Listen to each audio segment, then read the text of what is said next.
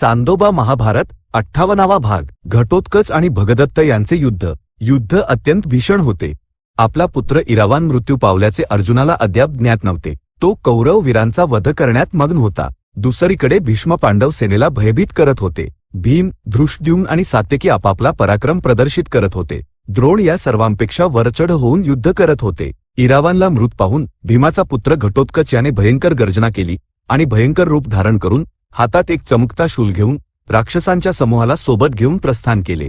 त्याला पाहून कौरव सेना भयभीत झाली. हे पाहून दुर्योधन युद्धासाठी सज्ज झाला आणि घटोत्कचाचा सामना करण्यासाठी पुढे आला आणि त्याने सिंहनाद केला. दुर्योधनाच्या पाठीमागे वंग देशाचा राजा 10 सहस्र हत्तींसह आला. ती हत्तींची सेना पाहताच घटोत्कच क्रोधित झाला. त्याचे राक्षस योद्धे हत्तींच्या सेनेवर तुटून पडले आणि त्यांचा विनाश करू लागले. गज योद्धांना मरताना पाहून दुर्योधनाने बाणांनी त्या राक्षसांचा वध करण्यास प्रारंभ केला. तेव्हा घटोत्कचाने स्वतः दुर्योधनाचा सामना केला. त्या युद्धात अत्यंत घायाळ आणि रक्तबंबाळ झालेल्या घटोत्कचाने दुर्योधनाचा वध करण्यासाठी एक महान शक्ती हातात घेतली. त्यावेळी वंग देशाच्या राजाने तो स्वार असलेला विशाल हत्ती दुर्योधनाच्या रथाच्या आडवा आणून उभा केला. घटोत्कचाने फेकलेल्या शक्तीच्या प्रहाराने तो हत्ती खाली पडला. वंग राजा त्या हत्तीवरून उडी मारून कुठेतरी पळून गेला. त्यानंतर घटोत्कच विजृंभित होऊन भयानक गर्जना करत दुर्योधनाला पीडित करू लागला.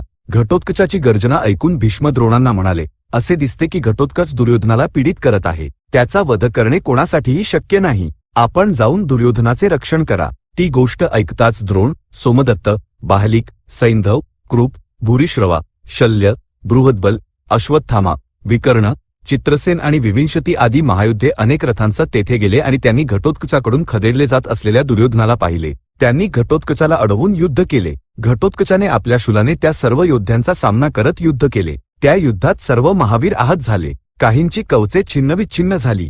काही जण जखमी झाले. काहींचे सारथी मारले गेले. सरतेशेवटी ते सर्व जण युद्धापासून विन्मुख झाले. त्वरित घटोत्कच पुन्हा दुर्योधनाच्या दिशेने गेला. तेव्हा कौरव पक्षाचे आणखी काही वीर घटोत्कचाला भिडले. त्याने त्यांच्याशी युद्ध केले.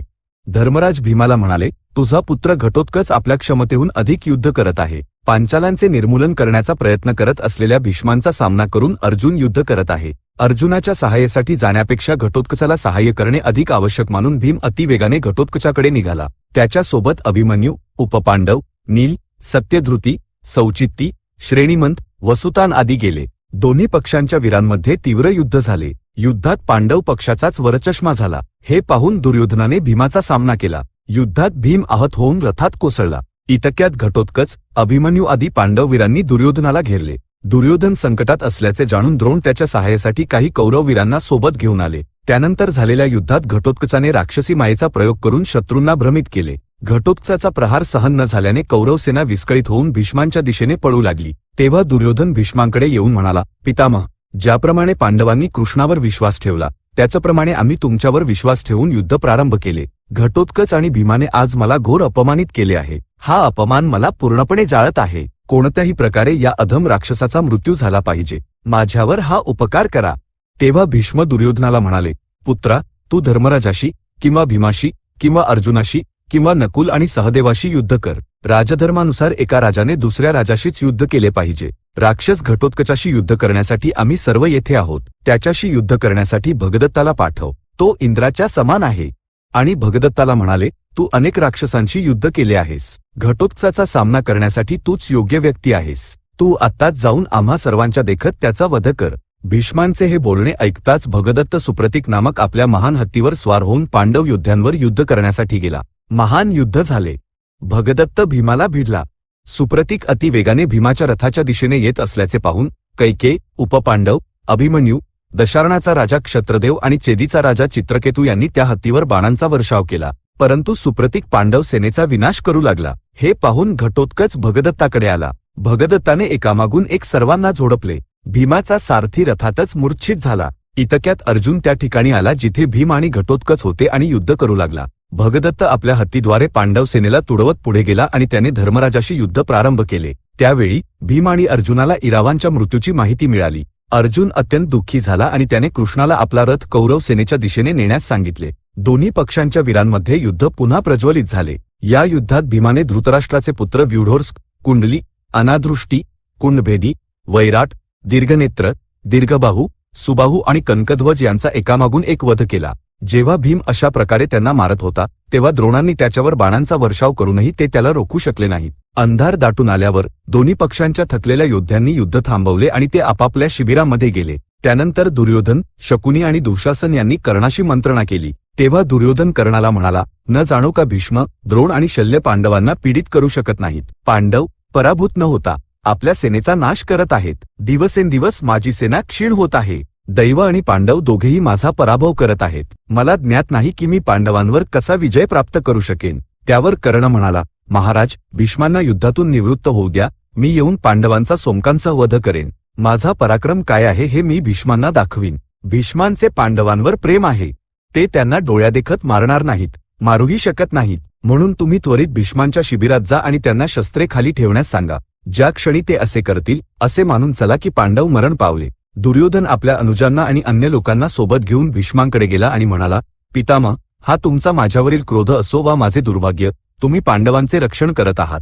जर तुमचा उद्देश त्यांचे रक्षण करणेच असेल तर युद्धापासून निवृत्त व्हा आणि युद्धाचा भार कर्णावर सोपवा. तो आणि त्याचे बांधव पांडवांवर विजय प्राप्त करतील. या गोष्टी भीष्मांना काट्यांसारख्या टोचल्या. त्यांचे नेत्र क्रोधाने लाल झाले. तिन्ही लोकांचे भस्म करणाऱ्यासारखे होऊन ते म्हणाले, दुर्योधना, तू अशा गोष्टी का बोलत आहेस? माझ्या प्रयत्नात काय त्रुटी आहे? मी शत्रूंचा अफाट नाश करत आहे. अर्जुन एक महावीर आहे हे तुला ज्ञात नाही का? जेव्हा गंधर्वांनी तुला बंदी बनवले होते तेव्हा कर्णाने काय केले होते? उत्तर दिशेच्या गोहरणाच्या वेळी अर्जुनाने आम्हा सर्वांना एकट्याने पराभूत केले नव्हते का? त्याने त्या निवात कवचांना जिंकले जे इंद्राकडूनही पराभूत झाले नव्हते. हे युद्ध तू स्वतःहून ओढवून घेतले आहेस. आपल्या शत्रूचा वध तू स्वतः कर. आम्ही पाहून आनंदित होऊ. राहिली माझी गोष्ट तर मी शिखंडीला सोडून उर्वरित सर्व सोमकांचा आणि पांचालांचा वध करेन किंवा मृत्यूला प्राप्त होईन. मला याहून अधिक काहीही सांगायचे नाही. उद्या मी एक महान युद्ध करणार आहे. आता तू जाऊन झोप.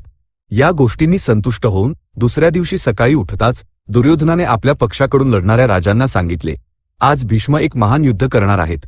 आणि दुःशासनाला म्हणाला, आज आपल्याला विजय प्राप्त होणार आहे. आपण भीष्मांचे रक्षण केले पाहिजे. यासाठी शकुनी, शल्य, कृप, द्रोण आणि विविंशती यांनी सहाय्य केले पाहिजे. 9व्या दिवसाचे युद्ध प्रारंभ झाले.